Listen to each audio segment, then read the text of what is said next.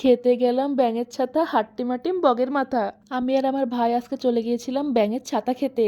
তো ব্যাঙের ছাতা খেতে গিয়ে দেখলাম ওরা হচ্ছে এভাবে ধুয়ে পরিষ্কার করে ব্যাঙের ছাতাগুলোকে রেখে দিয়েছে ঝুড়িতে।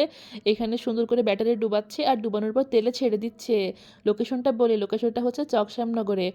আর এই জায়গাটার নাম হচ্ছে আনিফা মাশরুম সেন্টার। আর মাশরুম চপ প্রতি পিস 10 টাকা, আর কেজিতে কিনলে 1 কেজি 300 টাকা।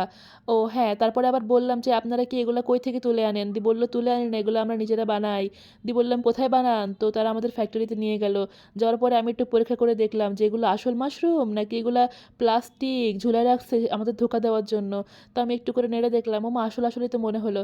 তো যাই হোক, এইসব দেখে তো আমার কাজ নেই গাইস, আমার তো খাওয়ার কাজ। তো আমি একটু খেয়ে তোমাদের দেখাই কেমন লাগে। তো এটা খেতে অনেক মজা ছিল, একদমই 10 on 10, অনেকটা চিকেন চিকেন টাইপের। তো এই ব্যাঙের ছাতা খেতে হলে তোমরা অবশ্যই এখানে যেতে পারো। অ্যান্ড যদি আমি রিভিউ দিই 8 out of 10। Thanks for watching, আল্লাহ হাফেজ।